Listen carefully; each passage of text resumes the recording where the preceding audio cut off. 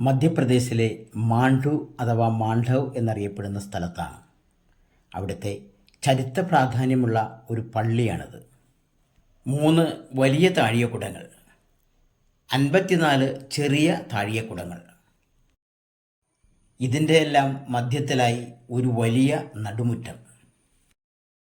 നടുമുറ്റത്ത് മനോഹരമായി രൂപകൽപ്പന ചെയ്തിട്ടുള്ള ഒരു നടപ്പാത.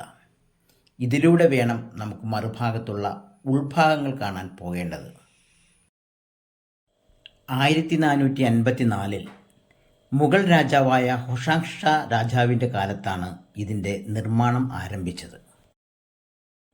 മുഹമ്മദ് ഖിൽജിയാണ് ഇതിൻ്റെ നിർമ്മാണം പൂർത്തീകരിച്ചത്. ഞങ്ങൾ പള്ളിയുടെ ഉൾഭാഗം കാണാൻ അകത്തേക്ക് പ്രവേശിക്കുകയാണ്. മധ്യ ഇന്ത്യയിലെ ഏറ്റവും വലിയ മസ്ജിദുകളിൽ ഒന്നാണ് ഇത്. മസ്ജിദിൻ്റെ ഉൾഭാഗത്തെ കാഴ്ചകൾ അക്ഷരാർത്ഥത്തിൽ ഞങ്ങളെ ഞെട്ടിച്ചു കളഞ്ഞു. മാർബിളും ചുവന്ന മൺകട്ടകളും കൊണ്ട് നിർമ്മിച്ചിരിക്കുന്ന നിർമ്മാണ രീതിയാണ്. തികച്ചും മുഗൾ വാസ്തുശൈലിയിലാണ് ഇതിൻ്റെ നിർമ്മാണ രീതി ചെയ്തിട്ടുള്ളത്. താഴെ തറയോടുകൾ കരിങ്കൽ കൊണ്ട് പാകിയതാണ്.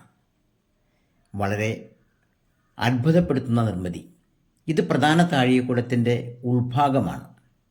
കാലപ്പഴക്കം കൊണ്ട് അല്പം തകരാറുകൾ സംഭവിച്ചു എന്നല്ലാതെ മറ്റു കുഴപ്പങ്ങളൊന്നും തന്നെയില്ല.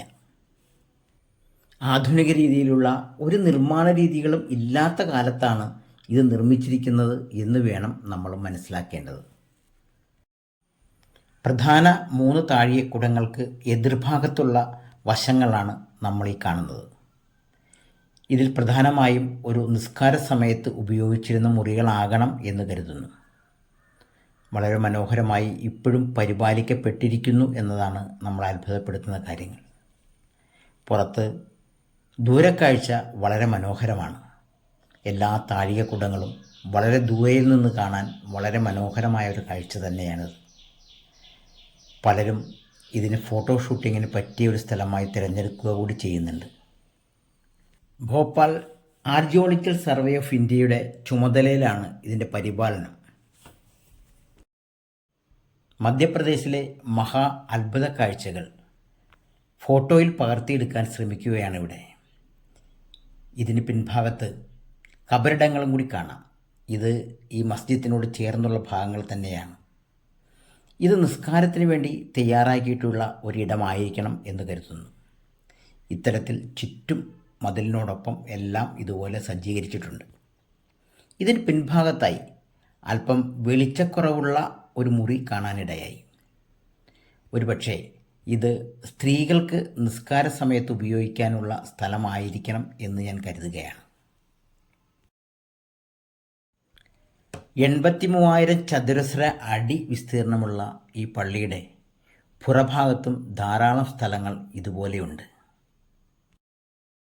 ഇനി ഞങ്ങൾക്ക് പോകേണ്ടത് റാണി രൂപതി പാലസിലേക്കാണ്. അതൊരു വലിയ മലയുടെ മുകളിലാണ്. മുസ്ലിം വംശജനായ ഒരു സുൽത്താൻ, ഹിന്ദു വംശത്തിൽപ്പെട്ട ഒരു മഹാറാണി, ഇവരുടെ കഥ ഞങ്ങളെ വല്ലാതെ ആകർഷിച്ചു. ഞങ്ങൾ ആ പാലസ് കാണാൻ പുറപ്പെടുകയാണ്.